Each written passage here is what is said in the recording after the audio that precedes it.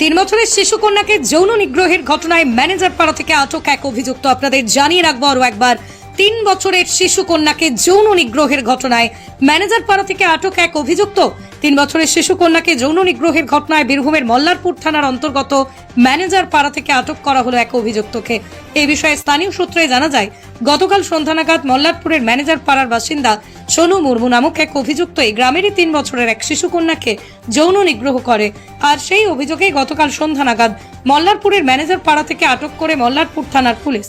তবে আজ অর্থাৎ মঙ্গলবার সকাল 10টা নাগাদ এই অভিযুক্তকে রামপুরহাট আদালতে পাঠানো হয়েছে বলেই জানা যায়। এ বিষয় নিয়ে কি জানাচ্ছেন নির্যাতিতার পরিবার, শুনুন। আমি ওখানে দান মিলিয়েছিলাম, দিয়ে ওইখানে আমার ছেলে ওইখানে ছিল, মেয়েটা দিয়ে ও ডিকি নিয়ে এসেছে, ডেকিয়ে বলছে আগুন আগুন ওইখানে নিয়ে এসেছে, দিয়ে ঘরের ভিতরে কিছু করেছে। আমি তো এখান থেকে ধান আনতে গিয়েছি, আমি তো ঘরের ভিতরে কিছু করলো, করে ছেড়ে দিয়েছে, দিয়ে মা ওই ছেলেটা আমার কাছে এলো, বলছে মা এরকম প্যান্টটা ভিজা ভিজা লাগছে। ও তো জলে পালিয়ে গেল, ওটো করে পালিয়ে গেল।